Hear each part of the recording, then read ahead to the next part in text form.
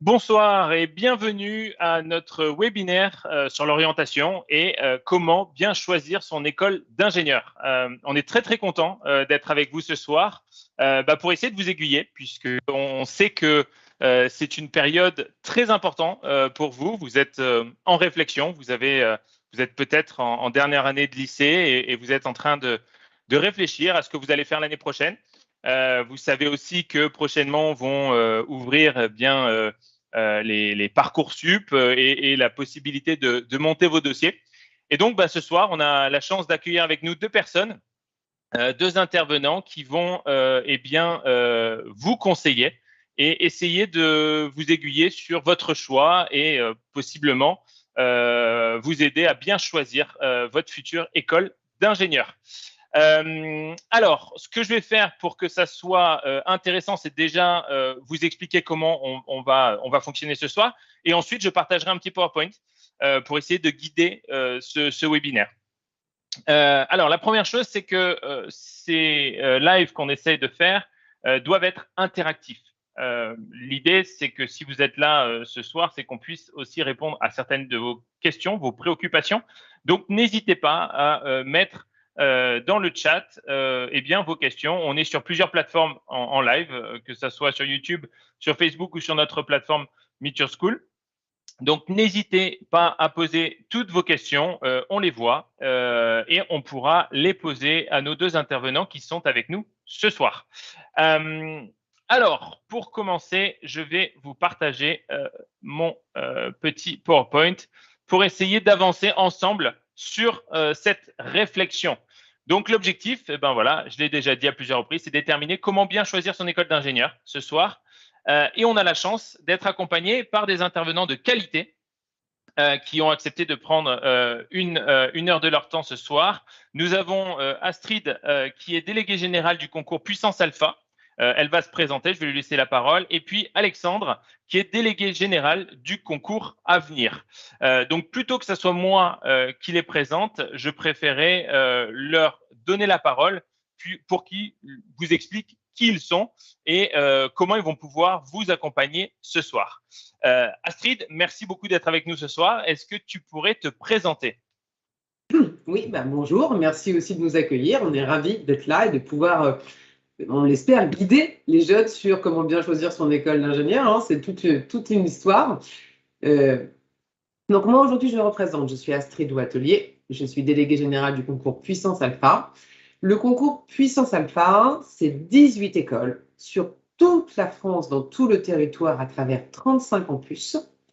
Ça couvre tous les domaines de spécialisation ou de spécialité des ingénieurs. Donc, ça va du BTP à l'agro, à la bio, à la chimie, au numérique, à la cybersécurité. Tous les domaines, absolument tous sont couverts. Il y a aussi du généraliste. Il y en a qui allient la science, ce qu'on appelle bio et technologie. Il y en a qui sont sur le green tech, le développement durable. On trouvera son bonheur au sein des écoles et des programmes Puissance Alpha.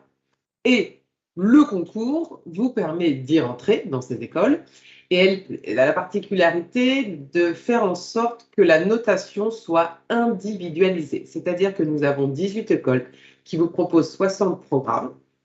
Si vous voulez faire un programme spécialisé en international, c'est pas la même chose qu'un programme spécialisé en numérique et biologie. Donc déjà, vous avez un premier choix, ou tout, vous pouvez tout indiquer.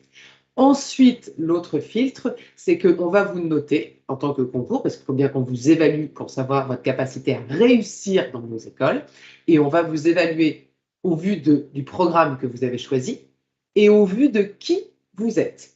Donc, vous n'allez pas être noté de la même façon si vous êtes un élève qui a fait 2 EDS spécialité scientifique en terminale, ou bien si vous n'avez qu'un seul EDS scientifique, ou bien si vous êtes issu d'un bac techno. Nous avons des modalités qui vont être différentes pour vous évaluer selon qui vous êtes. Nous avons un nombre de places qui vous est réservé et attribué et un classement qui sera fait parmi les gens qui vous ressemblent. Forcément, voilà, dire un bac techno d'aller passer des épreuves de spécialité généraliste ne semblait pas logique. Comme d'autres concours, nous faisons attention à ça. Et donc, sur Parcoursup, bien évidemment, vous allez nous retrouver avec 3 dénominations. Puissance Alpha, 2 sciences, comme son l'indique, 2 spécialisations scientifiques, études de dossier, épreuves écrites. Spécialisation, 1 science. Puissance Alpha, c'est pour les gens qui n'ont qu'une seule spécialité scientifique et il y aura étude de dossier et un oral.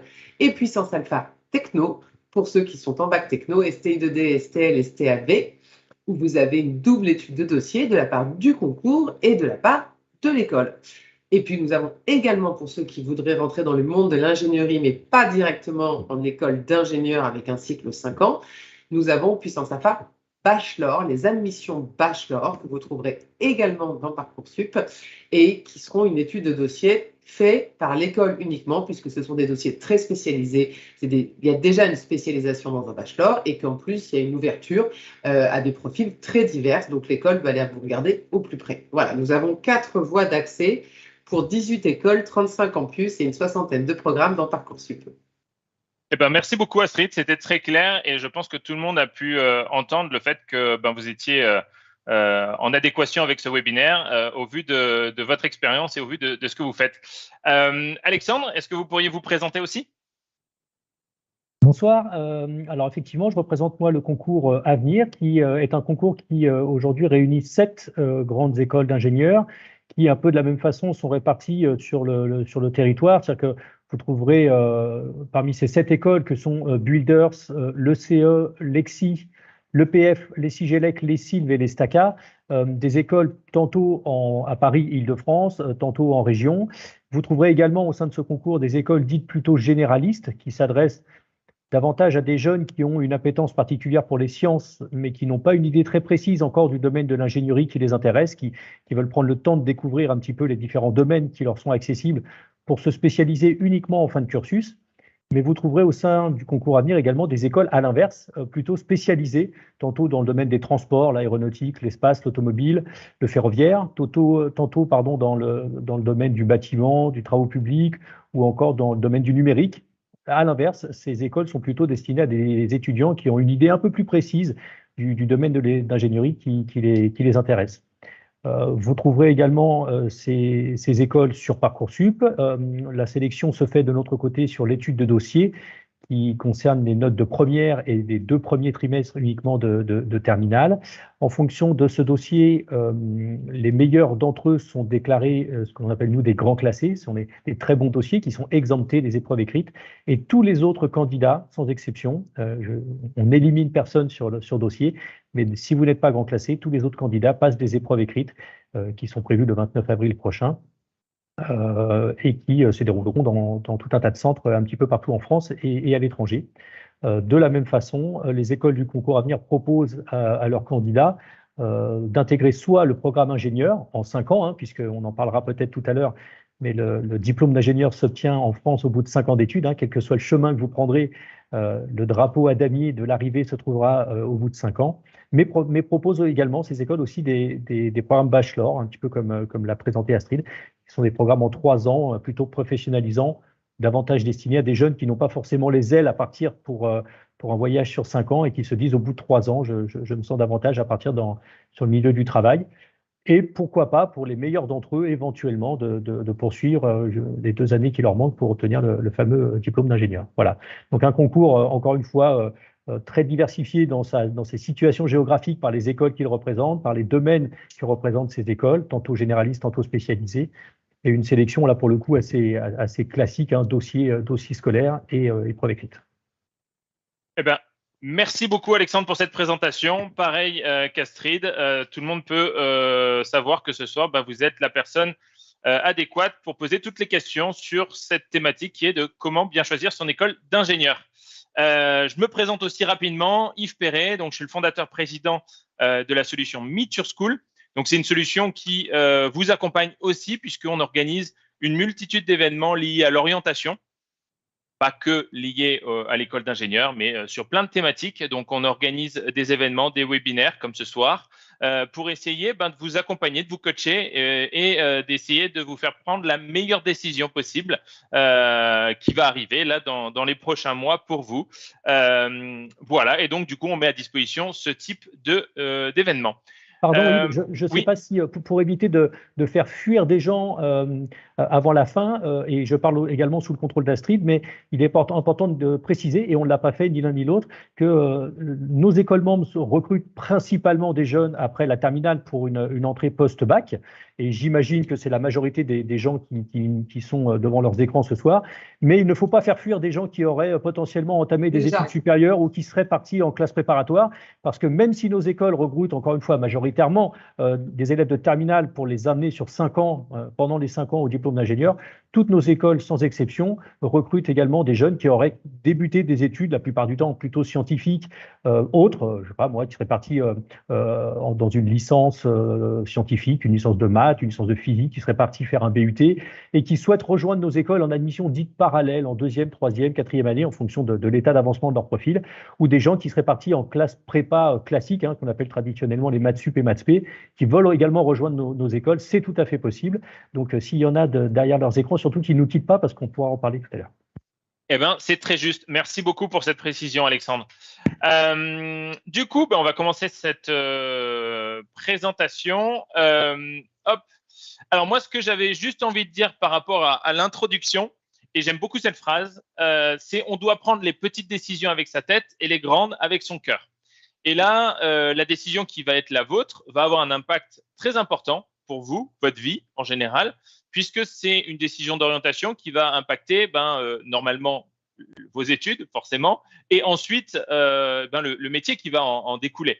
Donc là, je pense que vous devez vraiment réfléchir en fonction de votre passion, de ce qui vous attire vraiment, de là où vous prenez du plaisir au quotidien. Si vous êtes curieux, enfin si toutes ces choses qui sont importantes pour vous, elles matchent avec, je veux dire, c'est des études spécifiques en école d'ingénieur, et on va voir ce soir très certainement qu'il existe une multitude de secteurs regroupés dans la catégorie école d'ingénieur. Voilà, c'est ça qu'il faut faire.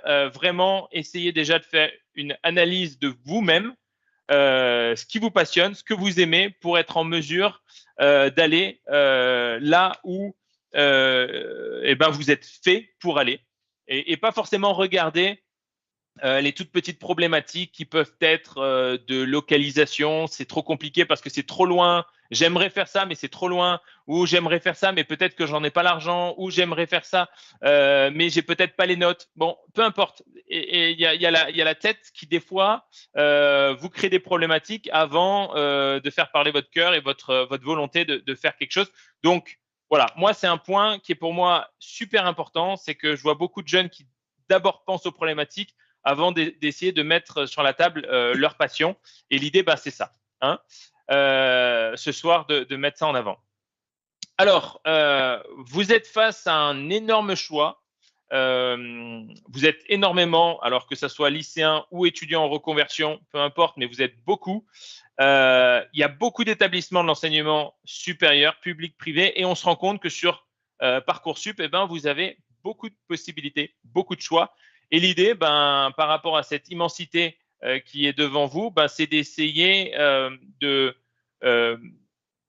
rendre ça beaucoup plus étroit et d'arriver directement là où c'est important pour vous. Et on va essayer, avec justement nos intervenants ce soir, de vous apporter les réponses à toutes vos questions. Voilà, sans plus attendre, on va leur laisser la parole. Et globalement, on va vraiment rester sur la base. C'est au début, c'est pourquoi faire une école d'ingénieur, parce que peut-être certains d'entre vous sont présents ce soir avec vraiment rien d'avancé dans leur réflexion, juste peut-être un intérêt, peut-être que vous ne savez même pas les débouchés possibles. Et l'idée, c'est de répondre à toutes ces questions et peut-être vous aider à avancer dans votre réflexion, parce que vous êtes peut-être au tout début. Et c'est très bien, on n'est qu'en novembre. C'est maintenant qu'il faut faire ça. Donc, on va poser la question à Alexandre et Astrid, un petit peu sur pourquoi faire une école d'ingénieur. Je vais commencer avec Astrid. Peut-être on va lui donner la parole. Astrid, quels seraient pour vous les avantages de faire une école d'ingénieur? Qu'est-ce qui motiverait un jeune à faire ce choix-là? Je dirais que vous avez donné la réponse avec la reste des questions, une des réponses en tout cas. puisque quand on dit l'un des avantages à faire une école d'ingénieur serait les débouchés et l'employabilité, il faut savoir qu'aujourd'hui, en France, on manque de milliers d'ingénieurs. Voilà, donc quel débouché? Vous les avez tous, c'est l'employabilité, elle est de 100%. Voilà, globalement, c'est vraiment ce qu'il faut comprendre quand on fait des études supérieures. Il y a deux choses. Il y a à l'entrée la passion, l'envie que j'ai de le faire. Je dois le faire, vous l'avez expliqué par vous-même au tout début, je dois le faire par moi-même parce que j'ai une envie, parce que j'ai une passion, parce que je dois oser le faire. Et ça, je m'adresse aussi particulièrement aux filles qui, dans le domaine des sciences, sont les premières à se restreindre d'y aller, oser y aller. Là-dessus aussi, les filles qui disent « Non, mais moi, dans les écoles d'ingénieurs, il n'y a que des mecs, je ne veux pas y aller ». Ce n'est pas vrai, et heureusement. Donc, la première chose, c'est à l'entrée de se dire « Qu'est-ce qui est top comme étude? Qu'est-ce que j'ai envie de faire ?» Et donc, ça, c'est un des avantages des écoles d'ingénieurs, c'est qu'on peut tout faire. Et la deuxième chose, quand on réfléchit à études supérieures, c'est qu'est-ce qu'il y a à la sortie? Parce que des fois, il y a une passion dans les études, mais c'est plus compliqué, on va dire, à la sortie. Bon, là, à la sortie, il n'y a aucun souci. Il y a de la demande, il y a des beaux débouchés, il y a un taux d'embauche parfait. Voilà, toutes nos écoles, alors évidemment, selon que vous êtes sur un micro-secteur, que vous êtes plus ou moins en chimie, en numérique, à l'international, dans le bâtiment, en aérospatial, partout. Voilà. Donc, pour moi, c'est ça, l'avantage à faire une école d'ingénieur, c'est que ça va mixer aussi, contrairement aux idées reçues, là je mets un peu les choses, c'est que vous êtes aussi manager. Parce que nous avons des gens qui sont passionnés de sciences. Ok, je veux faire que des maths toute ma vie, bon ça c'est un extrême. Vous avez des gens qui aiment les sciences en général. Et là, l'école d'ingénieur leur apporte un métier dans un domaine de prédilection qu'ils ont lorsqu'ils sont en terminale. J'apprécie quelque chose. Plus ou moins de façon précise, Alexandre l'a dit, il y en a qui ne savent pas trop encore, donc ils font des écoles généralistes, et puis il y en a qui ont déjà une appétence plutôt biologie, plutôt transport, plutôt chimie, et ils vont choisir l'école qui est déjà dans cet axe-là. On est bien d'accord. Et puis, il y a ceux qui sont encore un peu plus larges et qui se disent « Bon, ouais, j'ai fait des sciences, mais finalement, est-ce qu'on peut l'entendre, une école de management, ce serait pas mieux, ça me mènerait à plus de choses. » Un ingénieur est un manager. Donc déjà, c'est ça aussi qu'il faut voir. Donc, les avantages, c'est qu'on y a tout. On y a l'appétence de la science, la diversité des métiers et la diversité des secteurs, parce qu'il n'y a pas un secteur aujourd'hui qui n'a pas un ingénieur. Un ingénieur, voilà, il n'y a pas quelqu'un chez vous qui ne sait pas vous servir d'un ordinateur ou qui vous aide ou qui n'a pas une sécurisation. Ça n'existe plus. Les ingénieurs, ils sont dans les gestes du quotidien partout. Et à la sortie, vous avez un métier, vous avez un métier passion, vous avez un métier qui embauche, vous avez le secteur aussi, parce qu'il peut y avoir un métier, mais 10 secteurs devant vous. C'est ça, à mon avis, l'intérêt de faire une école d'ingénieur. Merci beaucoup, Astrid, c'était très clair. J'aimerais juste peut-être demander du coup à Alexandre, parce que ça, c'est une vraie question qu'on a beaucoup de la part des jeunes, parce qu'en effet, ingénieur, c'est ultra vaste. Et on entend beaucoup de choses. Par exemple, on a pu entendre le PDG d'EDF dire qu'il avait énormément de mal à réenclencher le programme de réouverture de plusieurs centrales parce qu'ils avaient du mal à recruter des ingénieurs dans le nucléaire, qui avait été une filière qui avait été globalement un petit peu mis de côté parce que ce n'était pas dans les objectifs stratégiques de l'État. A contrario, ça a été très poussé, les débouchés dans tout ce qui touche à l'ingénierie dans le vert, dans l'écologie.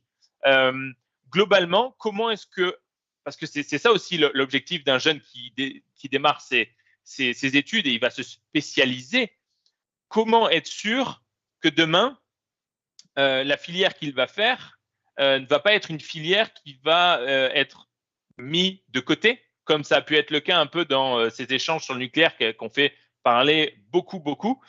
Comment conseiller les jeunes sur les débouchés de demain et des débouchés qui vont durer? Voilà. Alexandre, est-ce qu'il y aurait une réponse sur ça qu'on peut donner aux jeunes ce soir? J'ai malheureusement pas de boule de cristal sur ce que deviendront les différents domaines de l'ingénierie dans les années à venir, d'autant que les jeunes qui nous écoutent aujourd'hui, probablement pour une partie d'entre eux, occuperont des postes dans des métiers qui aujourd'hui peut-être n'existent pas encore. C'est tout l'intérêt aussi de ces métiers d'ingénieur, et Astrid l'a très bien dit, ces écoles d'ingénieurs et ces formations d'ingénieurs sont là pour rassurer ces jeunes en leur expliquant que la fonction d'ingénieur par elle-même, elle va amener vers un nombre incalculable de domaines de l'ingénierie dans lesquels forcément les jeunes se retrouveront à un moment. Alors effectivement, on voit bien que dans le domaine des transports, il n'y a quand même pas de secret, hein, quand de l'argent est injecté, quand il y a des commandes d'Airbus, forcément le secteur se porte bien. Quand le bâtiment se porte bien, forcément il y a de l'employabilité. Je ne suis pas forcément très capable, je n'ai pas la prétention aujourd'hui de savoir comment seront chacun de ces domaines dans 5 ans. Et Astrid l'a bien souligné, nos ingénieurs sont surtout des managers à qui on apprend durant ces 5 années de cursus de formation aussi à être adaptable. C'est-à-dire que aujourd'hui, et contrairement à ce qu'ont pu connaître les générations passées, rares sont les jeunes qui restent plus de 5 ou 7 ans dans la même entreprise et qui donc passent d'un poste à un autre et, dans des domaines parfois complètement différents parce qu'ils ont des compétences de modélisation, des compétences scientifiques qui sont tout à fait capables d'adapter à différents domaines. Et souvent d'ailleurs à s'adapter aux domaines dans lesquels tout va bien. En ce moment, on voit que le transport se porte bien, que le bâtiment se porte bien. Et le numérique est évidemment quelque chose sur lequel je parierais personnellement volontiers. On sait bien qu'on est une génération numérique et que les écoles du numérique sont aussi très attractives en ce moment, parce qu'on sait bien que pour le coup, on imagine mal ce milieu-là et toute la sécurité informatique qui va avec se porter moins bien dans les années à venir. Mais en tout cas, le message qu'il faut porter aujourd'hui aux jeunes qui nous regardent, c'est un message rassurant en leur disant, vous trouverez forcément, et pas forcément tout de suite, hein, on leur met un peu la pression quand vous parlez au début de votre présentation de grandes décisions, de vastes choix, etc. Indirectement, on leur met un peu la pression. Il faut désacraliser un petit peu tout ça et dire aux jeunes que s'engager dans une formation d'ingénieur, c'est forcément aller vers des métiers passionnants. Enfin, si aujourd'hui votre voiture se gare toute seule, c'est parce qu'il y a des ingénieurs. Si aujourd'hui vous arrivez à parler à vos grands-parents en visio alors qu'ils sont à l'autre bout de la France, c'est parce qu'il y a des ingénieurs. Si un chirurgien à Tokyo arrive à opérer quelqu'un à New York, si un homme saute de l'espace dans le vide, ou si votre trottinette avance aujourd'hui, c'est parce qu'il y a des ingénieurs derrière tout ça. Et être ingénieur, c'est à mon sens participer à l'évolution de la communauté et au bien-être de la communauté, notamment dans le respect de ce que vous avez parlé tout à l'heure de l'économie verte. Mais voilà, c'est vraiment, les fonctions d'ingénieur sont tellement larges que vous ne pourrez pas ne pas trouver un domaine qui vous intéresse. Et encore une fois, ne vous sentez pas obligé de définir dès maintenant le domaine qui vous intéressera ou dans lequel vous paraîtrez les 45 ans prochaines années de votre vie. Donc, Astrid a très bien dit, il y a des formations dites généralistes qui vont prendre le temps de vous faire goûter un peu à tout ça. Et vous savez, ça fait 3 ans qu'on n'arrête pas de poser des questions à ces jeunes-là. Vous savez, en seconde, on leur dit, qu'est-ce que tu vas faire en spécialité en première? En première, on va leur dire, qu'est-ce que tu vas garder en spécialité en terminale? En terminale, on va dire, qu'est-ce que tu veux faire dans le supérieur? On n'arrête pas de les assigner de questions, ces jeunes-là. Ouais. Et je pense qu'à un moment, ils ont envie de dire, voilà, moi, j'ai une appétence pour les sciences, les métiers d'ingénieur, visiblement, il y a tout un tas de choses passionnantes. Je veux bien aller là-dedans. De là à dire que je veux faire de l'électronique tout de suite, j'en suis pas capable, laissez-moi le temps. Faut vraiment rassurer ces jeunes et désacraliser tout ça. Super. C'est très clair. Moi, ce que je peux en retenir très, très simplement, c'est que globalement, en intégrant une filière d'école d'ingénieur, j'ai des débouchés et avec une employabilité à 100%. Et visiblement, une fois qu'on a fait ce cursus-là, même si une filière venait à s'appauvrir au niveau des emplois et autres, on a cette capacité d'adaptation pour bouger sur une autre filière dans son cursus. Ce qui est loin d'être le cas pour l'instant. Hein. Astrid l'a très bien dit. Ça reste encore, quel que soit le domaine, le diplôme d'ingénieur reste encore le diplôme anti-crise. Hein. On manque cruellement d'ingénieurs en France. Et très rares sont les ingénieurs qui rencontrent des difficultés à trouver un emploi. Ils sont plutôt en position de force à pouvoir se permettre de choisir correctement le domaine qui les intéresse. Oui, et puis vous pouvez vérifier ça sur les sites de l'APEC ou ce genre de choses, parce qu'il y a trouver le premier emploi, mais en plus, après, il y a la carrière qui est faite derrière. C'est-à-dire qu'aujourd'hui, c'est des milliers d'ingénieurs que l'on n'a pas, et comme en plus les ingénieurs que l'on forme en France sont très bons, il y a l'étranger qui vient nous les piquer. Ah oui. Bien sûr. Donc, ça, faut pas l'oublier non plus. Donc, ceux aussi qui s'engagent, qui voudraient une carrière internationale, il y en a beaucoup, il y en a que ça attire déjà, etc.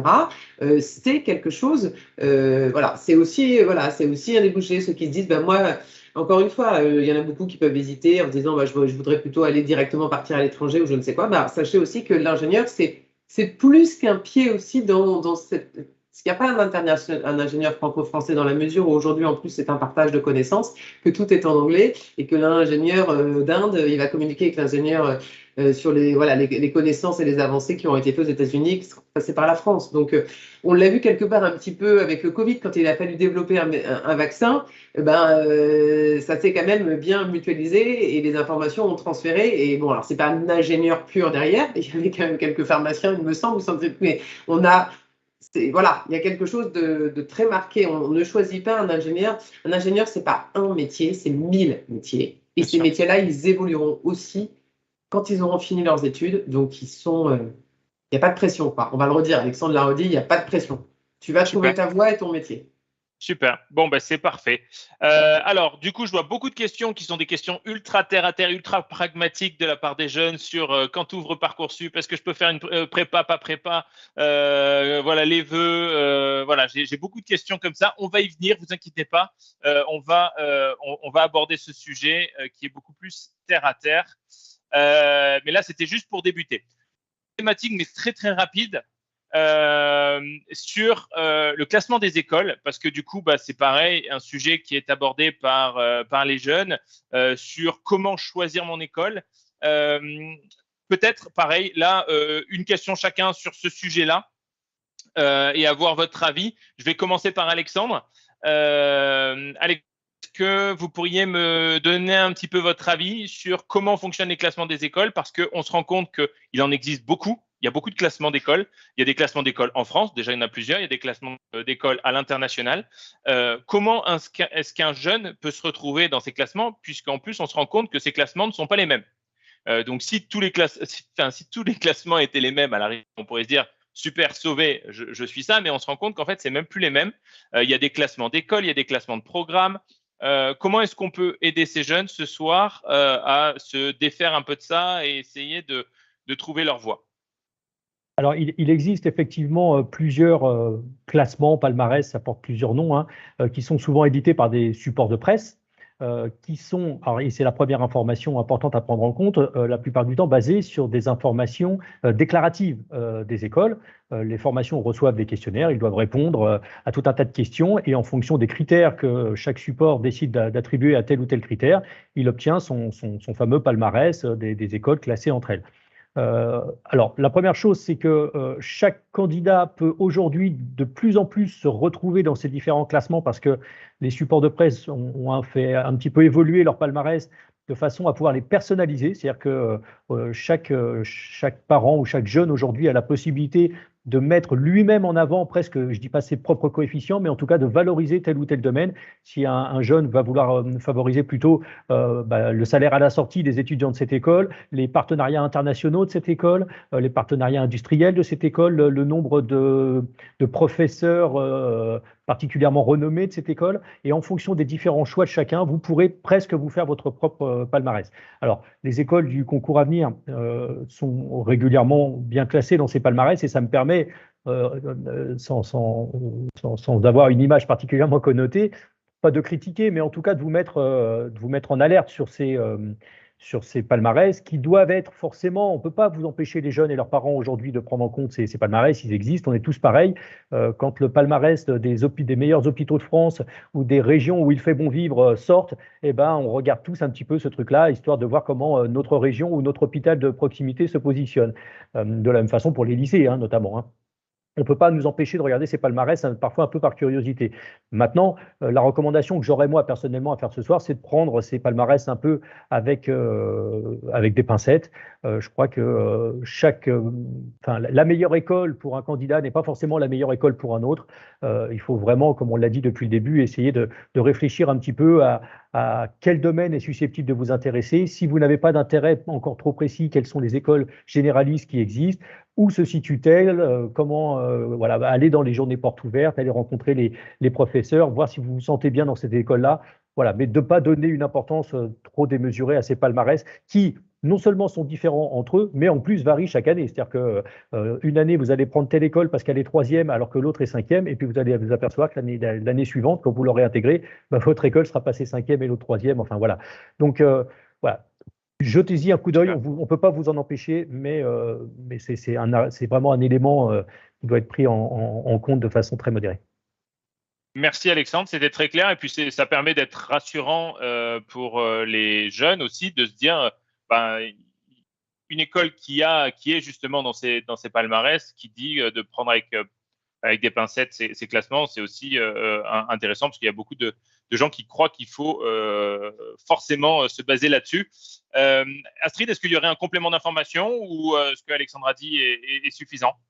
Non, je rejoins tout à fait son point de vue. C'est-à-dire qu'en plus, quand on a des écoles qui sont à large spectre, s'il y a un classement et que les 10 premières font du numérique et votre passion, c'est d'être ingénieur agronome, vous faites quoi? Vous choisissez une des 10 premières qui fait du numérique ou vous allez choisir une école d'agronomie qui est votre passion? Ça n'a pas de sens, en fait. Il faut vraiment, et quand bien même au sein s'il y avait un classement spécial ingénieur agronome, si vous voulez faire directement après bac, alors qu'il y en a les 10 premières, elles sont que post-prépa, ça veut dire quoi? Que vous allez vous obliger à faire 2 ans de prépa de quelque chose qui ne vous convient pas? Il faut absolument regarder ça avec beaucoup de recul pour voir la meilleure école sera celle qui vous plaît à vous. Et c'est là que je mettrai au bémol près. Mais dans les écoles d'ingénieurs, c'est facile. Quelles ont les accréditations? À savoir que, voilà, une école d'ingénieurs, c'est une école qui délivre un diplôme accrédité par la CTI, Commission des titres d'ingénieur. Point. Il n'y en a pas d'autres, il n'y a pas d'autres possibilités. Si vous avez ça, vous avez une garantie de la qualité. Il n'y a pas de discussion à avoir. Bon, voilà, j'ai une école qualitative qui a rempli des critères stricts. Je sais la qualité et le niveau de mon diplôme. Après, est-ce que je le fais à Paris, à Angers, à Toulouse? Est-ce que je le fais en aéronautique, en numérique, en transport? J'en sais rien. Est-ce que je le fais après bac, après prépa? C'est selon ce qui, moi, me conviendra le mieux. Et le seul intérêt, c'est de trouver ce qui me convient, dans la ville qui me convient, dans le domaine qui me convient, pour que là, j'y sois bien. Et la meilleure école, ce sera celle-là pour moi. Ok, très clair. Merci beaucoup Astrid pour cette info. Et puis ça fait un peu une transition avec parce que du coup les accréditations, donc ça c'est un critère vraiment indispensable à prendre en considération dans le choix. Et ça nous amène à la slide d'après sur comment choisir son école. Parce que c'est vrai que on se rend bien compte que il y a beaucoup de critères à prendre en considération. Il y a beaucoup de départements, enfin si on peut les appeler ainsi, beaucoup de filières. Comment en fonction des jeunes, parce que je vois aussi beaucoup de questions, prépa, pas prépa, comment, de manière individualisée, on pourrait demander, on pourrait conseiller tous ces jeunes de choisir leur école. Qu'est-ce qu'ils doivent faire en amont dans leur réflexion pour être sûr que l'école d'ingénieur qu'ils vont choisir leur correspond? Astrid, est-ce que vous auriez des éléments? C'est la continuité, tout à fait. C'est je pense la continuité de ce qu'on vient de dire, c'est-à-dire qu'il faut qu'ils se posent la question à eux. Déjà, est-ce que j'ai, à la fin, et Alexandre l'a dit tout à l'heure, à la fin, j'ai 5 ans d'études et j'ai mon diplôme accrédité ingénieur par la CTI. Ça, c'est tout le monde, tous ceux qui font des écoles d'ingénieurs. Ok, d'accord. Donc, entre-temps, quel est le chemin? Le meilleur chemin est celui qui va me convenir à moi. Donc, on en a parlé. Est-ce que j'ai envie de faire une prépa?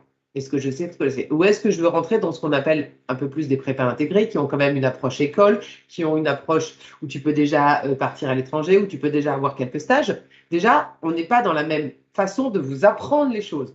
Si vous me dites, mais moi je suis hyper scolaire, je me sens bien dans un lycée et je ne suis pas prêt à aller en école, tu as ta réponse. Tu vas faire une prépa et au bout de 2 ans, tu réintégreras n'importe quelle école d'ingénieur. Point. Si tu me dis, le lycée n'est plus pour moi, je n'aime pas cet entourage, cette façon de penser, même si je veux bien apprendre des choses, je vais te dire, pars en école en 5 ans. Si, plus encore, tu es hésitant et que tu veux faire un BTS, un IUT, un bachelor, tu penses pouvoir, et tu veux t'arrêter en 3 ans, vas-y, quitte à un jour revenir faire autre chose à un moment donné. Il n'y a aucun problème. Première question, elle est là. Le bon choix, il est ça. Ensuite, on en a déjà pas mal parlé aussi avec Alexandre. Quel domaine? Je sais déjà que j'ai une appétence pour le numérique, pour le transport, pour l'aéronautique, pour la bio, j'ai de la chimie. Bon, il y a des écoles qui ont cette prédominance. J'ai bien prédominance, parce que toutes ont plein d'autres spécialités autour de leur prédominance. Hein. On ne fait pas que 100% de chimie, il y a plein d'autres choses, par exemple. Donc, et puis, sinon, je ferai une école généraliste qui va m'aider pendant 2-3 ans avant de me dire où aller, parce que j'aurais mûri, j'aurais compris, j'aurais attaqué les cours, parce qu'aujourd'hui, je te parle de mécanique, d'électronique ou d'informatique ou de numérique. Réellement, tu ne sais pas ce que c'est et tu ne connais pas ces cours-là. Donc, l'école va t'aider, elle va t'accompagner et tu vas trouver tes voies. Donc, pour moi, aujourd'hui, comment choisir son école, c'est d'abord aider le jeune à se poser la question, lui dire qu'il n'y a pas d'obligation de faire prépa, d'obligation de faire 5 ans d'un coup, d'obligation ou de couper. Si tu te trompes, c'est terminé. Pas du tout. On prend tous des élèves à tout moment dans différentes voies, ce qu'on appelle, on en a déjà parlé, admission parallèle. Donc voilà, à partir du moment où c'est une école d'ingénieur accréditée CTI, eh ben, je regarde selon mes critères ce que j'ai envie de faire. Je veux rester dans ma région, au contraire, j'ai envie de vivre à Bordeaux. Qu'est-ce qu'il y a à Bordeaux? Qu'est-ce qui me plaît? Où est-ce que je veux aller? J'ai une école du numérique, j'ai une école généraliste, je ne sais pas ce que je veux faire. J'ai une école, j'ai une prépa, j'ai pas prépa, et j'ai un entonnoir. Et voilà comment je vais trouver mon école et comment je vais trouver mon bonheur qui va m'accompagner sur cette réussite. Super, merci. Alors, c'était très clair. Mais j'aimerais aller plus loin avec Alexandre sur la partie. Là, on va vraiment être dans le pragmatique. Et plusieurs questions, mais qui vont regrouper la même question sur le côté pragmatique. Où est-ce que je trouve, une fois que j'ai déterminé, une fois que j'ai fait mon choix, la ville, le type de formation, où est-ce que je vais trouver les bonnes informations? Par exemple, admettons, je veux faire une école d'ingénieur et je veux rester. Je vois une jeune fille qui parle de Nantes, de porte ouverte à Nantes. Je ne sais pas si ça existe. Hein, je pose la question de manière très naïve, mais j'ai envie de rester aux alentours de Nantes. Je veux faire une filière en nucléaire. Où est-ce que je peux trouver l'information pour m'orienter? Et deuxième question qui reste de manière très pragmatique dans le choix des écoles, parce que voilà, ça fait partie des questions que les jeunes se posent. Tout ce qui est coût moyen lié aux écoles, est-ce qu'il y a des financements? Voilà, donc c'est une question, c'est plein de petites questions, mais qui regroupent des questions sur le choix de l'école. Je réponds? Oui, si c'est possible, Alexandre. Alors, il y a quand même un lieu qui est très important pour avoir toutes ces informations, c'est Parcoursup. La plateforme Parcoursup a énormément évolué.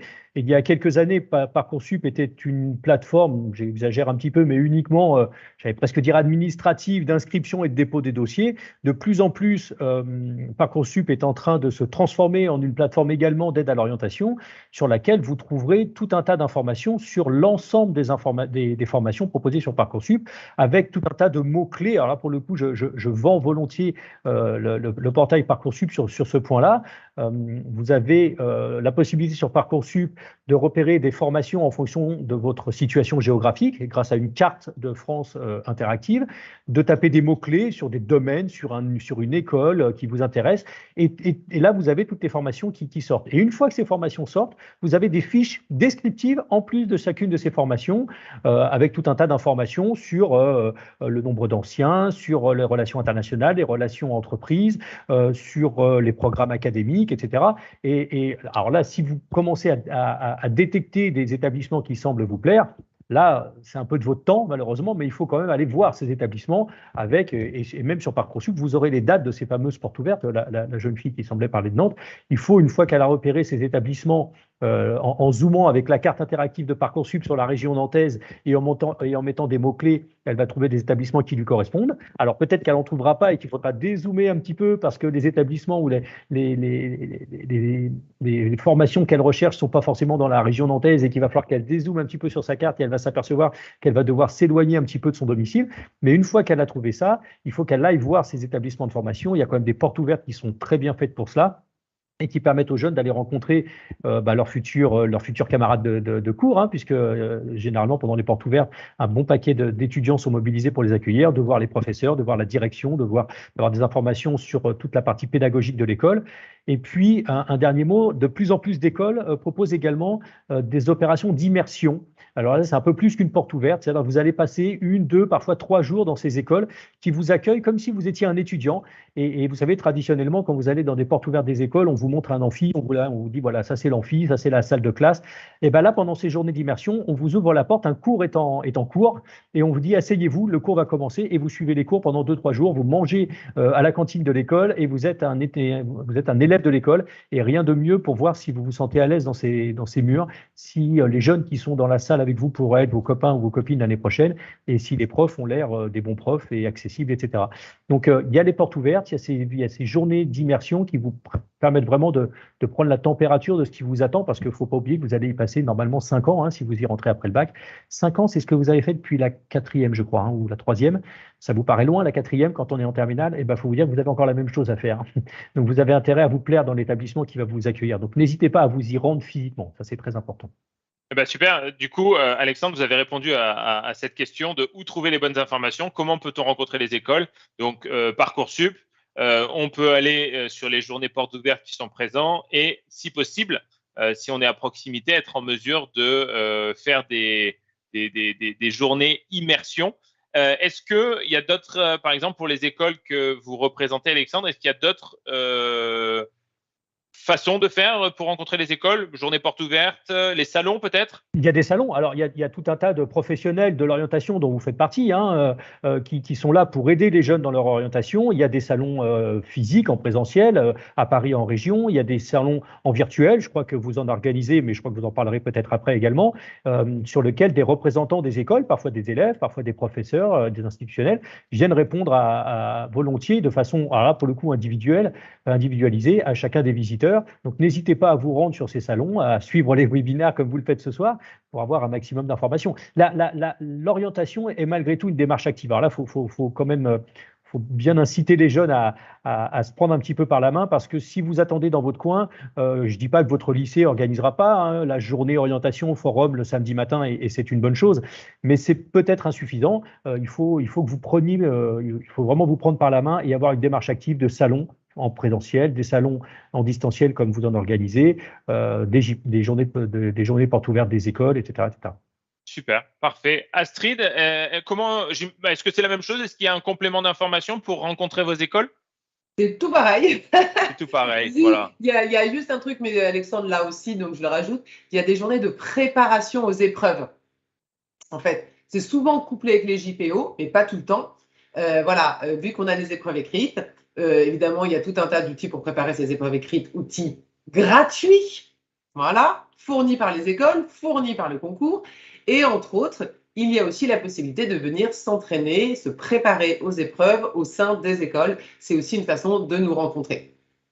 Ok, super. Alors, on va rentrer sur une partie qui intéresse beaucoup de jeunes, parce que je vois toutes les questions, elles sont vraiment sur la dernière partie, c'est-à-dire sur Parcoursup et sur les candidatures. On est vraiment là-dessus. Vous savez que c'est bien de faire réfléchir les jeunes sur pourquoi faire une école d'ingénieur, voilà, comment ça fonctionne, etc. Mais c'est vrai qu'on se rend compte que les questions, elles tournent beaucoup de manière très opérationnelle. Donc, on a beaucoup de questions sur ce sujet. Et puis, je vais demander du coup à Astrid, peut-être, puisque Alexandre était sur la dernière partie de questions. Astrid, est-ce que vous pourriez nous présenter Parcoursup, comment ça fonctionne? J'ai des jeunes qui posent la question sur hors Parcoursup, même, peut-être. On peut imbriquer là-dessus. Voilà. Alors déjà, s'il y a une chose qu'il faut dire, c'est qu'on va dédramatiser Parcoursup. Ce n'est pas une horreur. Ça ne vous oblige pas à faire des choix que vous ne voulez pas. Ça ne vous oriente pas dans des choses que vous ne voulez pas. Et c'est loin d'être compliqué. Déjà, on va dédiaboliser Parcoursup.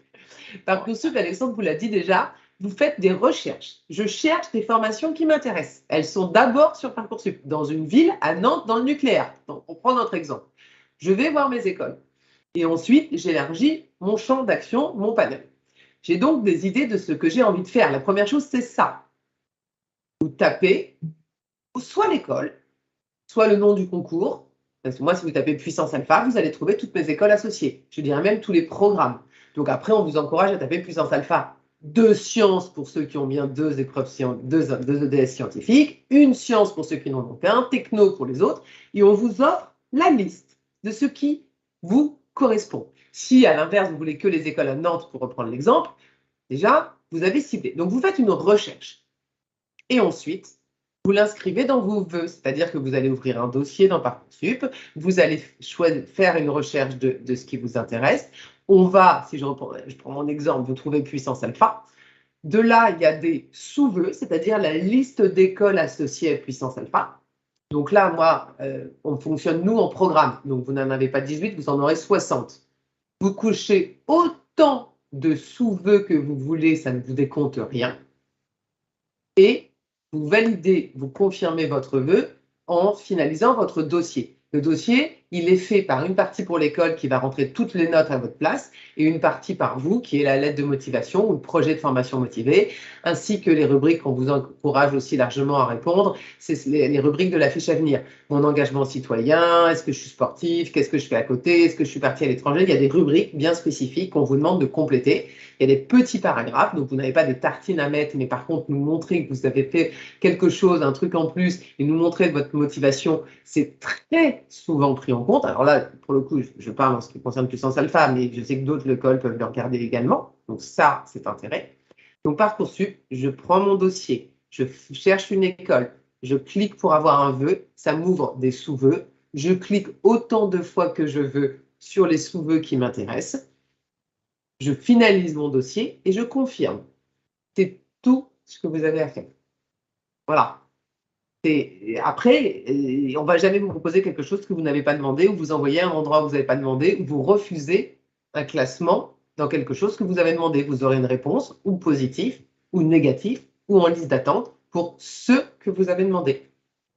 Voilà. Ok, super. Toutes les écoles d'ingénieurs y sont, toutes les écoles d'ingénieurs qui sont titre CTI, donc c'est les écoles d'ingénieurs, et si elles sont post-bac, puisqu'il existe des écoles qui ne s'intègrent qu'après le cycle préparatoire, et dans ces cas-là, vous allez trouver les classes prépa, dites familièrement Maths Sup, Maths P. Et ensuite, après les concours de prépa, vous irez rentrer. Donc dans Parcoursup, vous trouverez toutes les écoles d'ingénieurs CTI et qui ont un cycle 5 ans. Et peut-on postuler hors Parcoursup? Alors, quand on est en terminale, normalement, non, puisque nous sommes obligés, nous, formation accréditée, de déposer l'entièreté de notre offre sur Parcoursup. Par contre, quand nous ne sommes plus en terminale, il y a des possibilités. Vous avez déjà fait 6 mois, ou 1 an, ou 2 ans, vous êtes ailleurs. Bon, voilà. Là, il y a des possibilités qui peuvent être hors Parcoursup. Je dis qu'ils peuvent parce que certaines sont dans Parcoursup, certaines sont à l'extérieur de Parcoursup. Nous, en ce qui nous concerne, on a un concours qu'on appelle Admission Rebond, qui est à l'extérieur de Parcoursup pour tous ceux qui ont déjà eu leur bac. Vous nous dites qui vous êtes et on vous donne une liste de programmes que vous pouvez intégrer. Et c'est une étude de dossier. Voilà. Donc, je peux avoir répondu à ces questions. Super, eh ben, très clair. Merci beaucoup. Alors, on a quelques questions que je vais poser du coup à Alexandre, qui sont sur ces questions pragmatiques qui sont arrivées depuis quelques temps. Est-ce qu'on peut intégrer une école en étant en techno et en ayant d'excellents résultats? Question de Sarah. Oui, les bacs techno sont tout à fait les bienvenus dans nos écoles d'ingénieurs. Ils ont d'ailleurs un processus de sélection qui, la plupart du temps, leur est très spécifique, hein. On ne sélectionne pas les candidats issus d'un bac techno de la même façon que les jeunes issus d'un bac général. Ils ont même un contingent de places qui leur est dédié, donc on leur assure des places spécifiquement pour eux, et ils sont tout à fait les bienvenus, et ils doivent passer de la même façon par Parcoursup pour retrouver nos écoles. Ils ont, alors en 2 mots, hein, généralement un début de scolarité qui leur est un petit peu adapté, hein, parce qu'il faut parfois combler quelques lacunes qu'on pourrait rencontrer dans certaines matières scientifiques, par exemple, mais qui sont généralement rattrapables très rapidement, pour ensuite rejoindre, in fine, la promotion classique et générale de l'école et obtenir exactement, évidemment, le même diplôme à la fin, au bout des 5 ans, sans aucune distinction. D'accord, merci. Question de Marion. Combien faut-il avoir comme note dans les matières scientifiques pour rejoindre une école? Pareil, Alexandre. Est-ce qu'il y a des choses à savoir? On comprend cette interrogation qu'ont les jeunes et leurs parents à chaque fois qu'ils viennent nous voir, hein, en nous disant j'ai 12 en maths, est-ce que c'est bien? Qu'est-ce que vous en pensez? Est-ce que j'ai des chances, etc. Et à qui malheureusement on a beaucoup de mal à répondre parce que ce 12 en maths, pour nous, il ne veut rien dire. L'un des principaux réflexes qu'ont les formations, c'est de contextualiser les notes que proposent les candidats. Un 12 en maths, si la moyenne de la classe ou du groupe de spécialité est à 8, c'est un très bon 12. Ça signifie que le candidat est dans les 3, 4, 5 premiers de sa classe et on raffole de ces candidats-là. Si le candidat arrive avec un 12 en maths, mais que la moyenne de la classe ou de son groupe de spécialité est plutôt à 14 et qui fait partie plutôt de la deuxième partie de la classe, eh ben on voit qu'on a affaire là à un candidat un peu plus moyen qui va devoir faire ses preuves lors des épreuves écrites ou d'un entretien quelconque et pour lequel les places ou la réussite au concours est forcément un peu moins assurée. Donc, répondre que c'est bien un 12 ou un 14, on a, et peut-être qu'Astrid confirmera ça, on a nous parmi ce qu'on appelle des grands classés, des très bons candidats, qui sont vraiment en haut de notre classement, des jeunes qui arrivent avec sur leur dossier scolaire un 11 en maths, par exemple. Mais la moyenne de la classe est à 6 et le candidat avec son 11, il est deuxième de sa classe. Et pour nous, c'est un excellent candidat. Donc, à partir du moment où les parents comprennent ça, ils nous parlent un petit peu moins en termes de moyenne générale déjà, parce que vous imaginez bien que dans nos processus de sélection, on a plutôt tendance à favoriser les résultats des spécialités scientifiques, ou en tout cas tout ce qui peut tourner autour des matières scientifiques du tronc commun en première ou de l'enseignement scientifique en terminale. Ça, c'est la première chose. Donc, on ne regarde pas forcément la moyenne générale et en plus, on a plutôt tendance à contextualiser encore une fois ces notes en fonction des résultats des autres candidats, de l'origine du lycée, des choses comme ça. Alors, ça m'amène à une autre question que je vais poser du coup à Astrid, qui vient de Yacine. Est-ce que du coup, le lycée peut influencer sur le dossier? Vous avez peut-être des classements de lycée pour juger? Non, je ne sais pas. Alors là, nous n'avons pas la même politique, je crois, là-dessus, entre Avenir et Puissance Alpha. Nous, non. Non, alors, aujourd'hui, on contextualise. Ça, c'est obligatoire, c'est-à-dire que, comme on dit, on va regarder s'il a 11, mais que tous les autres ont 18 ou que tous les autres ont 6 de moyenne. On va également prendre en compte, et c'est là que je voulais juste rebondir sur ce que disait Alexandre, c'est 11 en maths, ça ne veut rien dire, parce que si à côté il a 18 en physique-chimie, ou alors qu'au contraire il a 2, parce que c'est un ensemble. Donc, nous, on va contextualiser également. On va regarder l'ensemble des notes de sciences, qui sont évidemment, les sciences représentent 30% pour les maths, 30% pour les sciences, mais 30% pour toutes les autres, parce qu'un ingénieur, ce n'est pas juste un geek qui a 18 en maths. Hein. Un ingénieur, on l'a dit, ça va être un manager, ça va être quelqu'un qui part à l'international, ça va être quelqu'un qui sait écrire, ça va être quelqu'un qui est quelqu'un de complet, on va dire. Donc, et nous avons pris la décision de ne plus prendre en compte les lycées pour 2 raisons. D'abord, puisque il faut bien savoir qu'une partie des notes du bac sont données par le lycée. Donc, de même, les lycées dits sévères, qui avaient l'habitude de mettre 12 quand ils avaient 14 de moyenne générale ou 15 au bac, je ne dis pas qu'ils ont tout gommé, je dis que clairement, les choses se sont largement améliorées parce qu'ils ne vont pas se mettre une balle dans le pied tout seul à abîmer leurs meilleurs élèves avec des notes de dossier qui vont compter pour le bac. Et ça, nous le savons tous. Et cette année, nous avons les notes de spécialité d'EDS. Donc, nous avons des notes d'épreuves de bac nationales et harmonisées. Donc, comme l'intérêt parfois d'aller regarder les lycées, c'était de dire qu'il y a une désharmonisation du niveau des lycées, on ne veut pas désavantager quelqu'un. Mais à partir du moment où il y a eu cette double modification au niveau des Parcoursup, et c'est même pas Parcoursup, au niveau de la réforme du bac, voilà, les lycées ont quand même largement harmonisé leur notation, parce que je ne peux plus continuer à mettre 12 quand mon élève il vaut vraiment 14,5 parce qu'au bac, ce n'est plus possible, même si ce n'est pas encore parfait. Et nous avons une note nationale et harmonisée. Donc là, on ne peut pas, pour nous, on ne peut pas faire mieux, puisque en fait, l'objectif, c'est d'équilibrer l'élève. Et la dernière chose que j'ajouterais, c'est que contrairement, quand on nous pose la question sur les 11, est-ce que j'ai 11 de moyenne, est-ce que j'ai mes chances, qu'est-ce qu'il me faut avoir? Et moi, j'ai un lycée qui note. Alors, sans être médisant, tous les parents qu'on entend, leur lycée note tous super sévère. Donc après, on se dit que si tout le monde note super sévère, bon, ils sont tous notés pareil. Ouais. On l'entend aussi largement comme ça. Mais ce que je veux dire, c'est que voilà, on fait un regard qui est absolument général, qui est bienveillant et avec une note nationale. Donc à partir du moment où on a un référentiel national, on peut difficilement faire, à notre avis, plus équilibré. Voilà. Mais je sais qu'Avenir le prend en compte de son côté. Ok, super. Eh ben, merci beaucoup. Alors, on va finir sur la dernière partie, qui est la partie candidature. Je vais vous poser à chacun une question qui va être potentiellement un peu la même, parce que je vois, et je suis désolé, le temps tourne et on ne va pas être en capacité à répondre à toutes les questions. Alors, je le dis à tous ceux qui ont posé des questions, il il y a déjà beaucoup de sujets qui ont été abordés et qui ont été traités par Astrid et Alexandre. Donc, je ne vais pas reposer les questions où Astrid et Alexandre, ils ont déjà donné la réponse. Donc, si vous êtes arrivé en cours ou si vous êtes arrivé plus tard, n'hésitez surtout pas à revoir le replay qui sera communiqué pour avoir la réponse d'Astrid ou d'Alexandre. Pour les candidatures, globalement, et ça, c'est vraiment l'angoisse un petit peu de tout le monde, globalement, qu'est-ce qui fait la différence pour pouvoir intégrer une de vos écoles? Je posais la question à Alexandre et puis ensuite à Astrid. Alors, nous, on ne se cache pas, hein, très clairement, les résultats académiques, hein, c'est quand même l'énorme base de notre réflexion lorsqu'on étudie un dossier.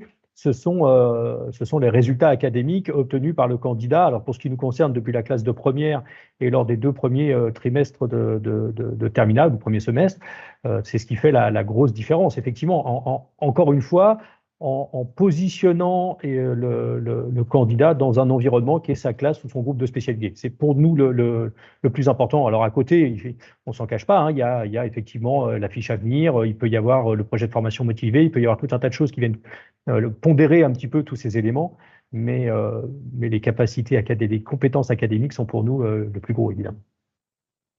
Merci beaucoup, Alexandre. Astrid, est-ce qu'il y aurait un point là-dessus, le conseil qu'il faudrait donner aux jeunes pour réussir une candidature sur les écoles Puissance Alpha? La logique est exactement la même, hein. C'est les résultats académiques qui valent largement pour plus de 60%, et on regarde les notes, on regarde l'évolution et on place, etc. Mais là où je dirais, ça rejoint le conseil, peut-être un petit différentiel, c'est que déjà nous avons aujourd'hui la quasi-totalité de nos écoles qui prennent en compte la fiche à venir dans son ensemble avec le projet de formation motivé. Alors, si tu as 5 de moyenne en maths, tu peux être très motivé, tu ne rentreras pas, on est bien d'accord, hein. On parle d'abord et avant tout de jeunes qui ont, on l'a expliqué, comment regarder, comment calculer, l'importance des sciences, la motivation, bon, voilà, hein. Simplement, là vous parlez de différence ou de conseils, il faut bien savoir aussi que, voilà, on regarde un ensemble. Le petit point qui pourrait être un peu différent, qui va répondre avec le conseil, c'est oser. Nous n'avons pas, nous, dans nos classes, que des élèves qui font maths, physique, chimie. J'ai plus de 40% de gens qui font techno, qui sont rentrés en bac+1, qui font 2 scientifiques, qui font physique SVT, qui font NSI SI. Il y en a certains qui n'ont même qu'une science parce qu'on a ouvert cette voie, qui sont très motivés. Il n'y a pas que des mecs. Venez les filles, vous pouvez découvrir votre bonheur. Donc vraiment, le conseil à donner, c'est qu'en fait, il y a beaucoup de gens qui se brident, et ça reprend peut-être le tout début. Donc je n'ose pas, je n'ai pas le niveau. D'où la question, combien j'ai de niveau? Vous vous rendez compte, j'ai que 12 de moyenne en maths, je ne vais pas réussir à venir chez vous. Est-ce que mon essai note trop sévèrement, j'ai aucune chance d'arriver chez vous? Donc en fait, voilà, ça reprend un peu de tout ça. Osez. Le concours, il est là pour vous dire si vous avez la capacité à réussir dans nos écoles, pas pour vous dire que vous êtes bon ou mauvais. C'est est-ce que j'ai la capacité à réussir avec mes écoles avec un dossier complet et pas que la note de maths? Est-ce que je peux y arriver si je n'ai pas fait maths, physique, chimie? Oh, oui. Alors évidemment, selon les programmes, les études, les écoles, comment, et si je déteste les maths, ça ne marchera pas non plus. Mais il y a des choses qui se mettent en place.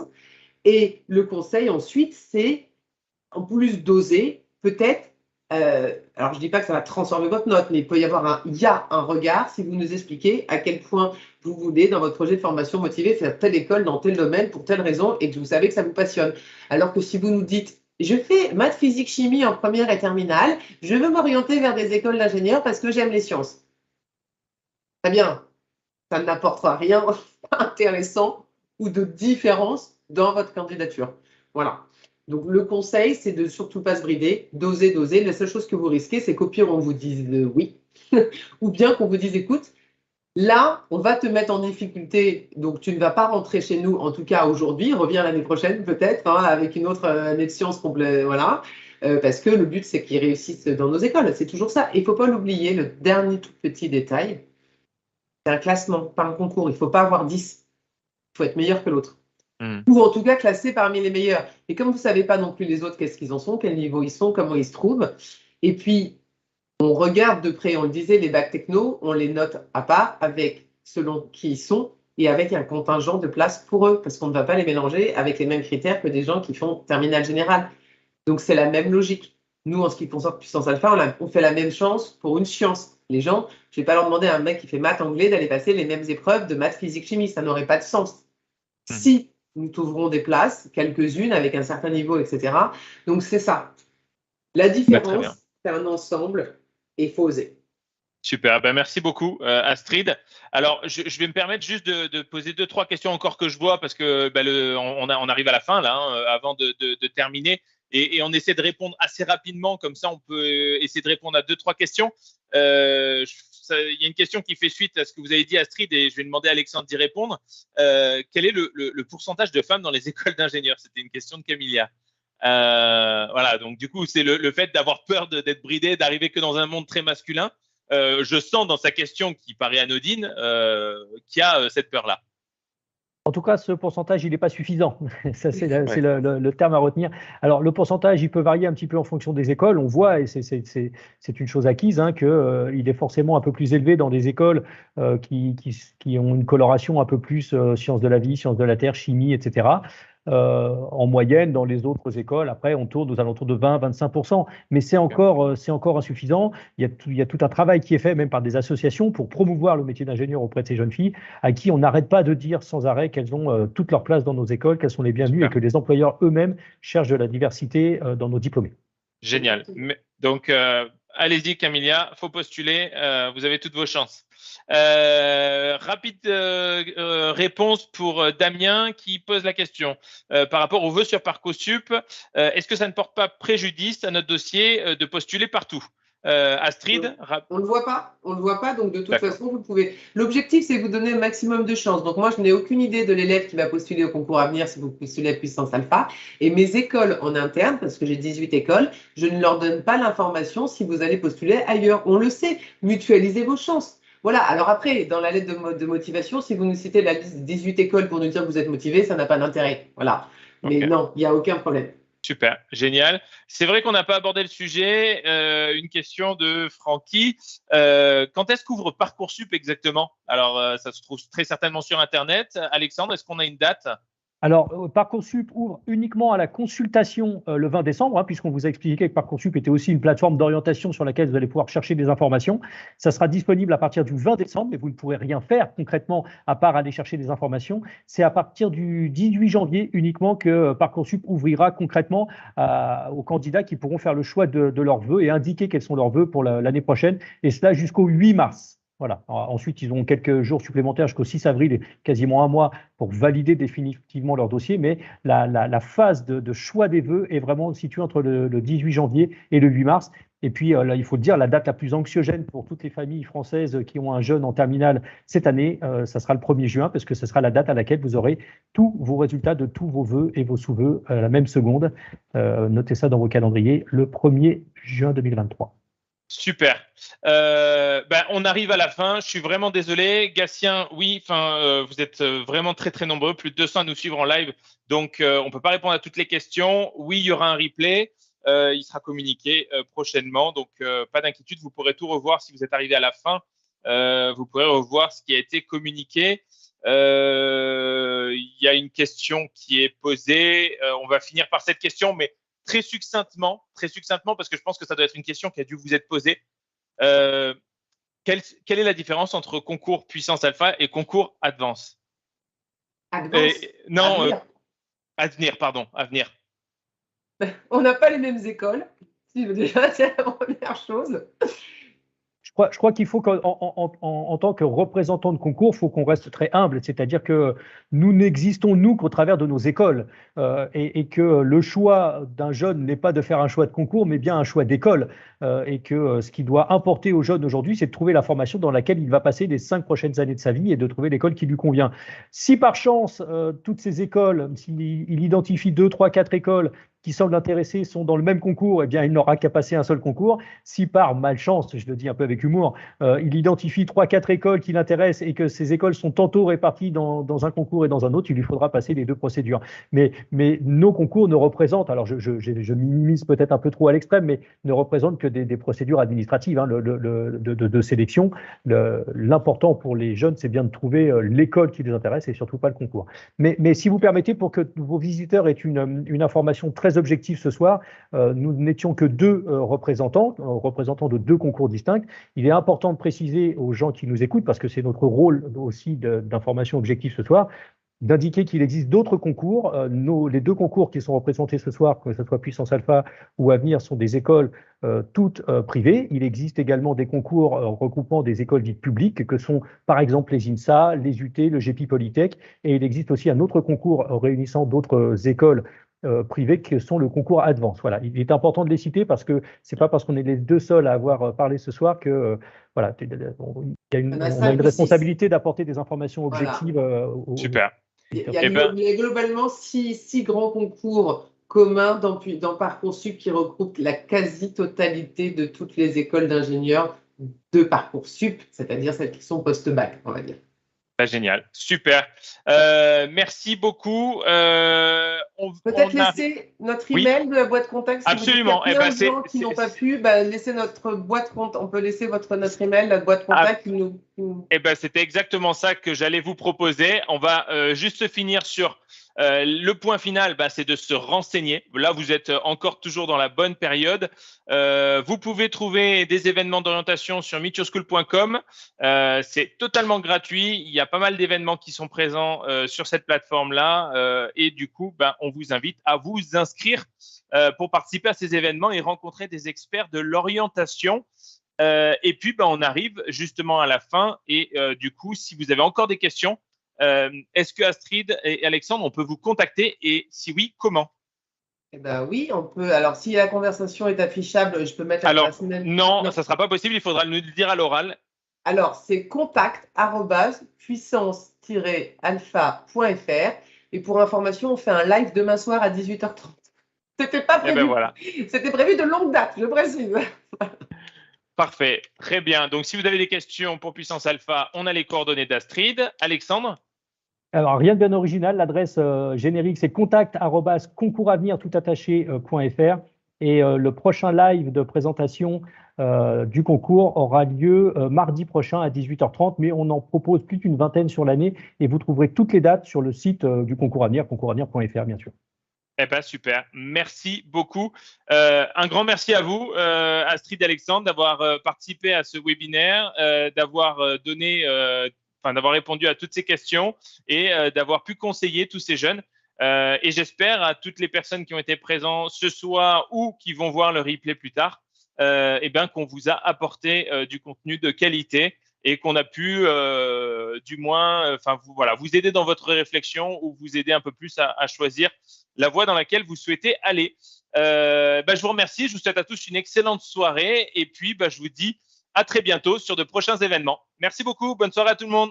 Au revoir. Bonne soirée. Au revoir. Au revoir.